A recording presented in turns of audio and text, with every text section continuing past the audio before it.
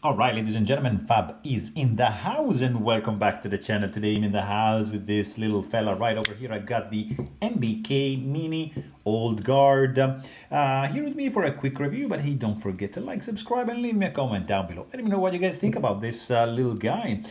Made by MBK, it's made in China.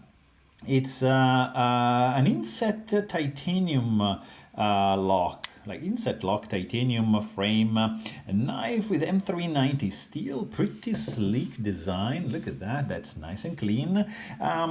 Titanium.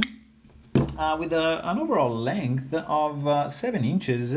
Blade is going to be 3-inch long and the handle is going to be 4. So you get titanium handles, nicely rounded off, sandblasted, chamfered.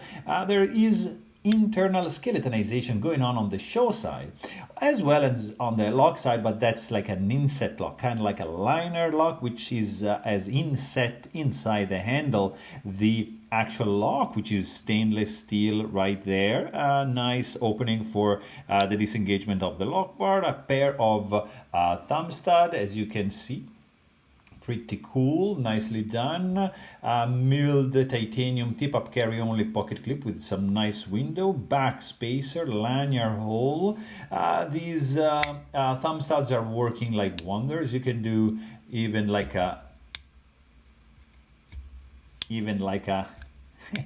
a spidey flick, but mainly it's gonna be like a thumb flick for the action. Maybe you can do like an index. No. Yeah, you can. Yeah, there you go. So it's kind of fidgety. It's running on washers, and that's surprising because the action is very good. Of course, when you disengage the lock bar, there's nothing happening. It's kind of like a sebenza, pretty much. That's not broken in.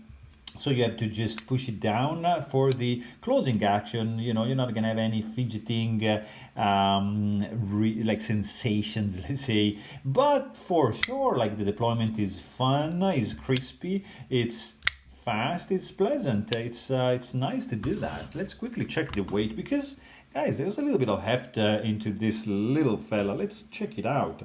3.72 ounces, not too shabby. The sound also is very subdued and low. It's not loud by any means, and also the ergonomics are pretty good. I mean, it's a small handle for sure, but this finger groove works well.